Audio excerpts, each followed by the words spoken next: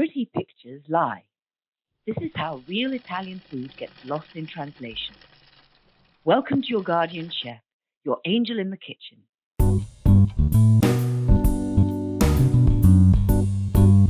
I'm the devil in the kitchen, here to tempt you with shortcuts no Italian would ever approve of. Today, we're making the complete Milanese meal. Traditional saffron risotto alla Milanese paired with Ossobuco Alla Milanese. As the master Artusi advised, leave this particular recipe to the Milanese masters. But sadly, online recipes often compromise the true flavor for a prettier picture. A dark, rich color.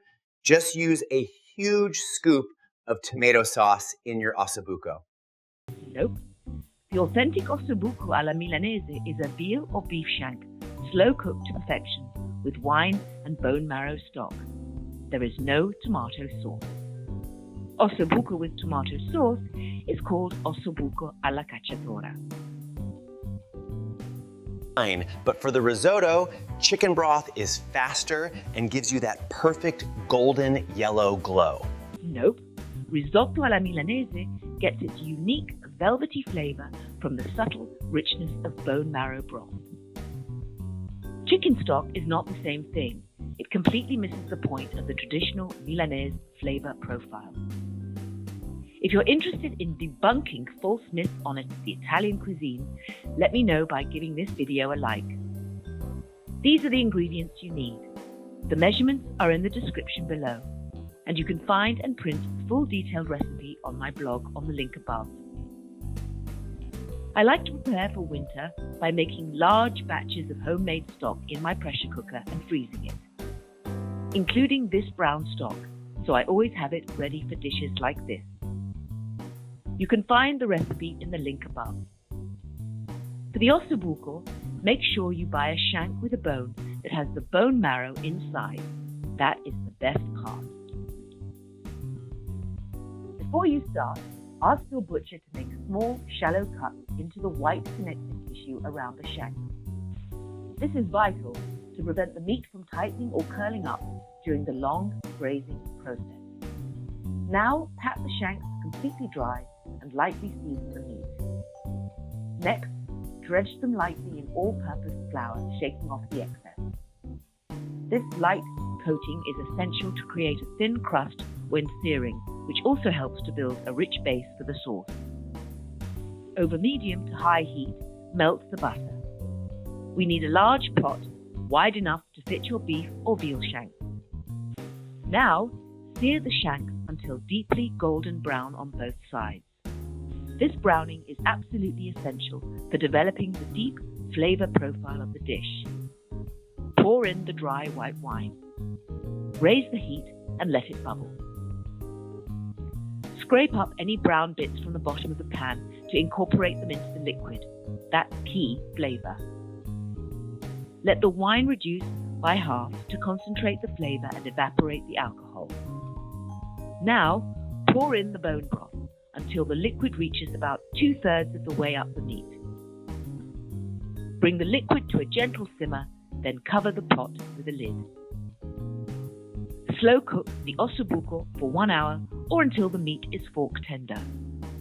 The sauce will thicken naturally from the melted connective tissue. What if the sauce is watery? Just add cream. That's the quick fix. No shortcuts needed. If the sauce seems too thin, simply remove the lid for the last 15 minutes of cooking. This allows some liquid to evaporate and reduce naturally to that velvety deep sauce we're looking for. If it's too dry, add more stock or water. In the last 5 minutes of cooking, we make the final touch, the gremolata. Add the lemon zest, garlic, and chopped parsley directly to the pot.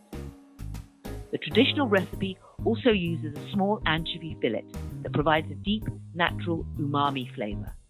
The fillet will melt right into the pan. It is a tradition from the Roman Empire. They used a salty fish called garum, their equivalent to modern ketchup. Let the meat and juice absorb the flavor, then remove the pot from the heat. We can put the meat aside, covered, and wait for the risotto to be done. Bring your bone marrow broth to a low simmer in a separate pot and keep it warm. In a wide, heavy-bottomed pot, melt your butter over medium heat.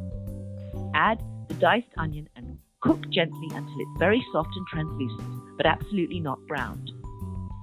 Add the risotto rice to the pot.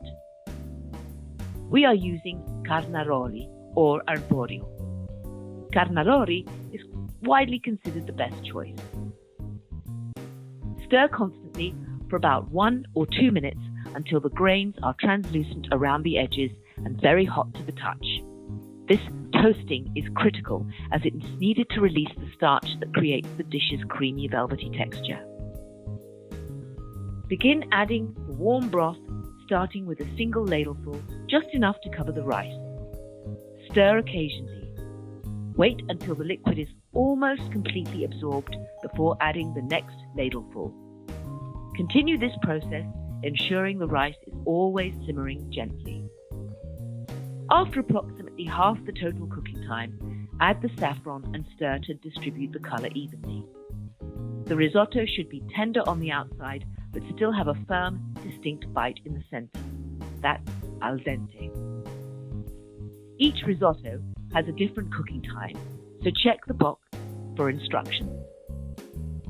I usually try the risotto 5 minutes before the time indicated on the box to decide how much longer it needs. Once the rice is al dente, remove the pot from the heat immediately.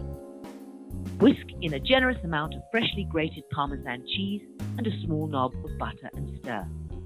Cover the pot and let the risotto rest for 1 or 2 minutes.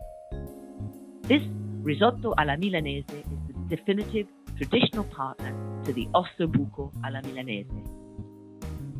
To serve, spread the golden risotto on the plate and place the Ossobuco shank directly on top or alongside. The creamy texture of the rice provides the perfect base to absorb that deep, velvety pan sauce.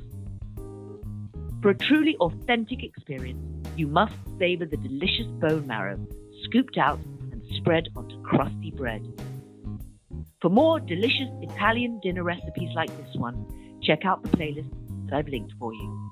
And don't forget to subscribe so you don't miss out on the next culinary adventure. With the leftover risotto, I make a frittata.